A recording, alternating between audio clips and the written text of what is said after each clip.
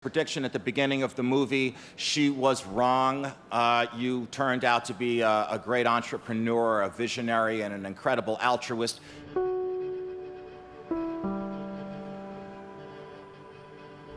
The Social Network has been described as a film about 2.0 people made by 1.0 people. What that means is that it's a film about social media made by people who aren't really into social media or even that curious about it. It's still wildly entertaining, but it also wildly misses the mark about a generation, the best and brightest of whom have imagined the possibilities of a world when it's wired in. When Egypt exploded in mass anti-government protests last month, the regime moved quickly to shut down social media, Facebook. But it was too late, months too late. Facebook had been an essential part of the growing unrest for more than 6 months, activists said, as had Twitter and YouTube. Facebook. You're giving Facebook a lot of credit for this. Yeah, for sure. I want to meet Mark Zuckerberg one day and thank him, actually. The same was true in Tunisia, in Libya, and who knows where else next. That's just the most recent news. Social media have profoundly changed the way people meet other challenges. In the days after last year's earthquake in Haiti, radio broadcast a message to victims that they could get help by sending short text messages on cell phones to the toll-free number 4636. A flood of 4636 messages, roughly 80,000 in total, went spinning around the world over the next few weeks.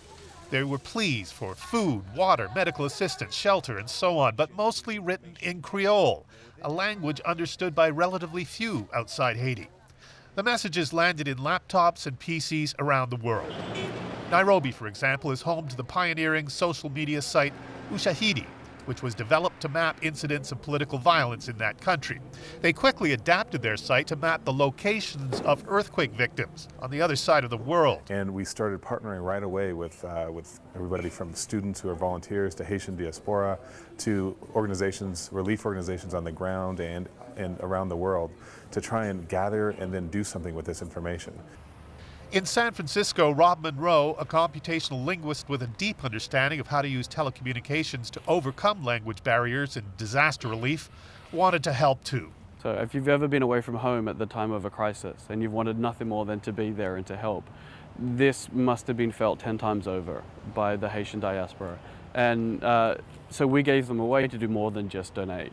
We could plug them directly into the emergency response system, and they could use their linguistic knowledge, they could use their knowledge of Haitian geography that the rest of us didn't possess. But how to find people to translate Creole text messages into English, sort them and direct them back to the appropriate aid agency on the ground in Haiti, and how to do it with the greatest urgency. The answer was to build a workforce of people with those skills drawn from the population of the entire world, overnight. Enter Lucas Bewald. Problems that sounds hard on the surface and turns out to be really, really hard. But that, as they say, is the business he has chosen. Our claim to fame as a company is that we can scale up a workforce really fast. Bewald's business is crowdsourcing.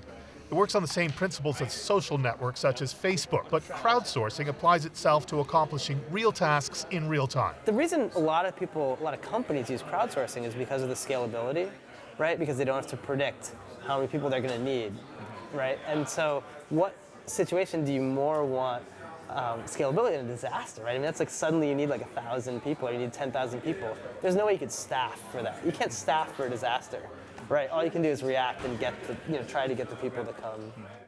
And the people did come from 46 countries on 6 continents and nowhere more so than from Montreal.